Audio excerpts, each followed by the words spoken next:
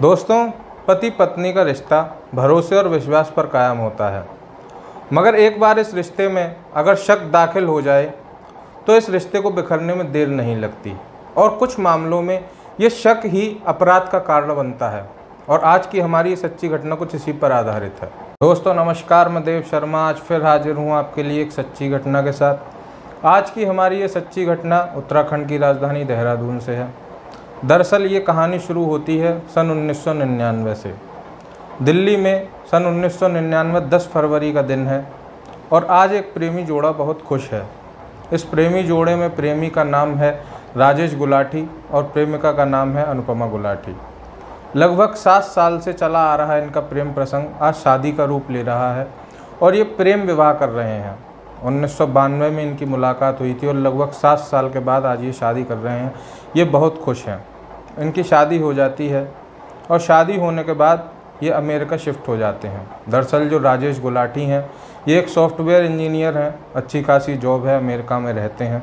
और जो इनकी पत्नी हैं अनुपमा गुलाटी, वह भी इनके साथ अमेरिका चली जाती हैं। लगभग इनकी शादी को 7 साल बीत चुके हैं और 2006 आ गया है और 2006 में इन्हें एक और बड़ी खुशी मिलती है और ये एक जुड़वा 2 बच्चों के माता पिता बन जाते हैं। और ये जो जुड़वा बच्चे थे इनमें एक लड़की थी और एक लड़का। इसके बाद लगातार इनकी ज़िंदगी अच्छी चल रही थी और फिर लगभग 2 साल और बीत जाते हैं और समय आता है 2008 का। 2008 में राजेश गुलाटी और अनुपमा गुलाटी दोनों इंडिया वापस आ जाते हैं और साथ में अपने 2 साल के बच्चों को भी लेकर आते हैं। और अब राजेश गुलाटी ने इंडिया में ही रहने का मन बना लिया था। इसके बाद ये दोनों मूल रूप से दिल्ली के थे, तो पहले ये दिल्ली आते हैं। इसके बाद राजेश गुलाटी की देहरादून में नौकरी लग जाती है और राजेश गुलाटी देहरादून में नौकरी के लिए निकल जाते हैं। इनके साथ अनुपमा गुलाटी और उनका पूरा परिवार भी जाता है। वहीं देहरादून छावनी के पास प्रकाश नगर में ये एक 2 कमरे का घर लेकर वहाँ रहने लगे थे। लेकिन जो आज के इनके रिश्ते थे वह पहले जैसे नहीं रह गए थे। इनमें लगातार लड़ाइयाँ होती थीं और छोटी छोटी बातों पर झगड़े हुआ करते थे। बिल्कुल तहस नहस सा इनका एक रिश्ता होता जा रहा था। इसके बाद लड़ाई का जो आधार था वो ये था कि जो अनुपमा है वह राजेश गुलाटी पर शक करती थी कि उनका एक कोलकाता की महिला से अवैध संबंध है और जो राजेश गुलाटी थे वह अनुपमा पर शक करते थे कि उनका एक अमेरिका में रहने वाले राजेश के दोस्त से संबंध है। फिर लगातार झगड़ों के चलते अनुपमा गुलाटी अपने पति की महिला आयोग में शिकायत दर्ज करवाती हैं। महिला आयोग वाले छानबीन करते हैं और छानबीन में राजेश गुलाटी दोषी पाए जाते हैं और इनके ऊपर 20,000 रुपये महीने का अर्थदंड लगाया जाता है। ये 20,000 रुपये राजेश गुलाटी हर महीने अनुपमा को देंगे। लेकिन धीरे धीरे फिर समय बीतता जाता है और अनुपमा के लिए 20,000 रुपये महीने कम पड़ रहे थे। वह लगातार राजेश से इस बात पर झगड़ती थी कि उन्हें 20,000 रुपये से ज़्यादा पैसे चाहिए और उनका इनमें खर्च नहीं चलता। इसके बाद धीरे धीरे समय बीतता जाता है और 2 साल और बीत जाते हैं और समय आ जाता है 17 अक्टूबर 2010। 17 अक्टूबर 2010 को अनुपमा लापता हो जाती हैं और उनके घर से वह लापता हो गई थी। इसके बाद जो राजेश हैं वह उन्हें बिल्कुल भी ढूंढने की कोशिश नहीं करते और ना ही किसी पुलिस में कंप्लेन करवाते हैं। इसके बाद इनके जो 4 साल के बच्चे हैं वह परेशान होने लगे थे। लगभग 10 से 15 दिन इन्हें गायब लापता हुए हो चुके थे और जो इनके छोटे बच्चे थे वह पापा से पूछते थे कि पापा मम्मी कहाँ हैं। तो राजेश कहते थे कि वह अपने मायके गई हैं, तुम्हारी नंसार गई हैं। लेकिन जो नंसार है वहाँ पर भी अनुपमा नहीं थी। इस मामले में बात कुछ और थी।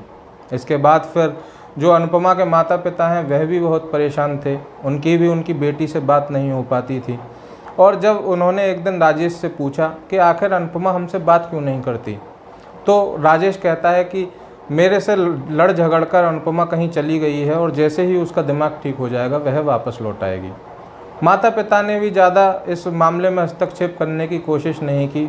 उन्होंने पति पत्नी का मामला समझते हुए इसे यो सोचा कि अभी अनुपमा का दिमाग ठीक नहीं है और जैसे ही वह नॉर्मल हो जाएगी तो वह घर वापस आ जाएगी। लेकिन लगभग 1 से 1.5 महीना हो जाता है, अनुपमा का कोई अता पता नहीं था। इसके बाद अनुपमा के घर वाले बहुत चिंतित हो जाते हैं और फिर जो इनके भाई हैं अनुपमा के, सुजान कुमार प्रधान, ये दिल्ली से सीधे देहरादून आते हैं और देहरादून आकर सीधे अपने बहन के यहाँ पहुँचते हैं और अपने जीजा से पूछते हैं कि मेरी बहन कहाँ है।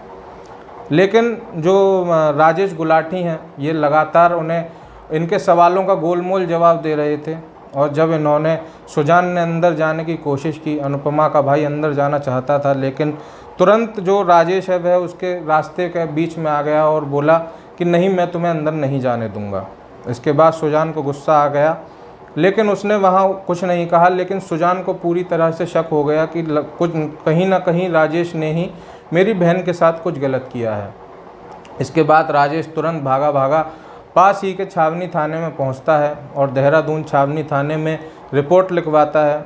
इसके बाद फिर पुलिस एक्शन लेती है और तुरंत राजेश के इस 2 कमरे वाले घर में पहुंचती है और पूरे घर को छानती है। इस पूरे घर को छानने में पूरी पुलिस को कुछ नहीं मिलता, लेकिन एक डीप फ्रीजर इस घर में रखा था और लगभग ये 2 कमरों का घर था। पुलिस को शक हुआ कि इस 2 कमरों के घर में, और जहां सिर्फ ये 2 मियाँ बीवी और 2 बच्चे रहते हैं, इस घर में डीप फ्रीजर का क्या काम।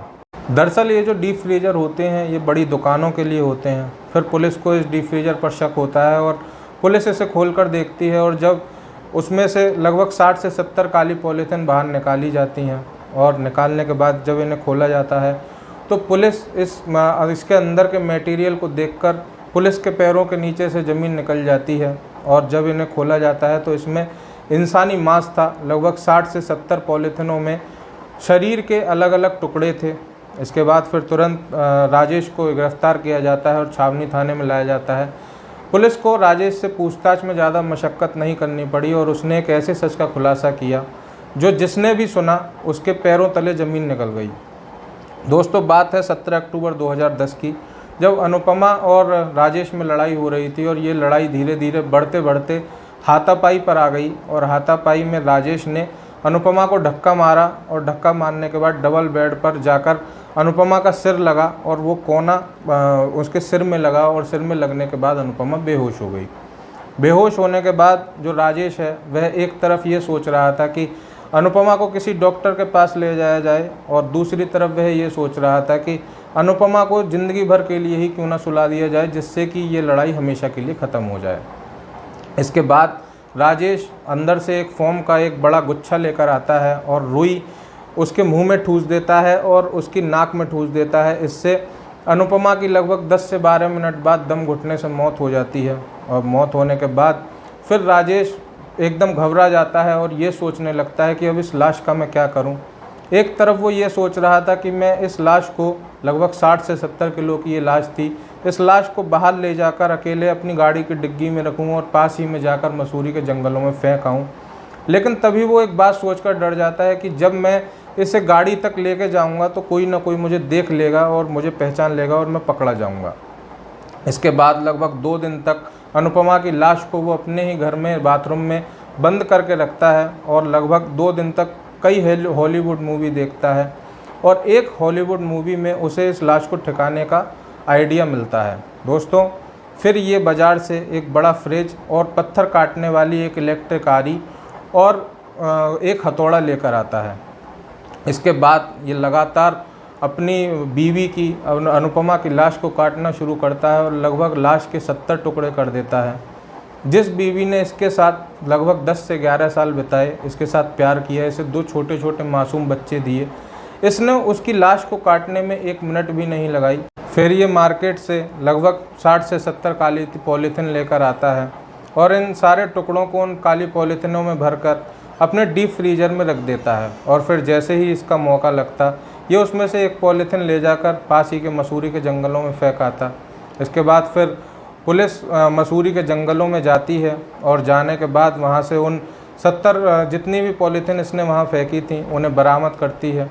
और इसके बाद फिर इसे गिरफ़्तार किया जाता है और जेल भेजा जाता है। और फिर 10 मार्च 2011 को कोर्ट में इसके खिलाफ़ एक चार्जशीट दायर की जाती है। और इसके बाद लगभग 6 साल बाद, लगभग 2017 में, सितंबर 2017 में इसे उम्र कैद की सज़ा सुनाई जाती है और इसके ऊपर 15 लाख का जुर्माना भी किया जाता है। और इन 15 लाख रुपयों में से 70,000 रुपये कोर्ट के राजकीय कोष में जमा किए जाते हैं और 14,30,000 रुपये अनुपमा के जो 2 बच्चे हैं जो लगभग अब बड़े हो चुके हैं और 16 साल उनकी उम्र हो चुकी है, इनके बैंक अकाउंट में जमा करवाए जाते हैं इनके पालन पोषण के लिए। और जो इस अनुपमा और राजेश के बच्चे हैं वह अपने मामा के साथ दिल्ली में रहते हैं।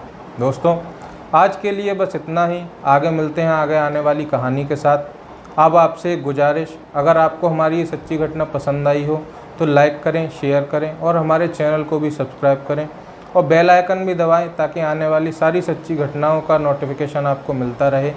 जय हिंद, जय भारत।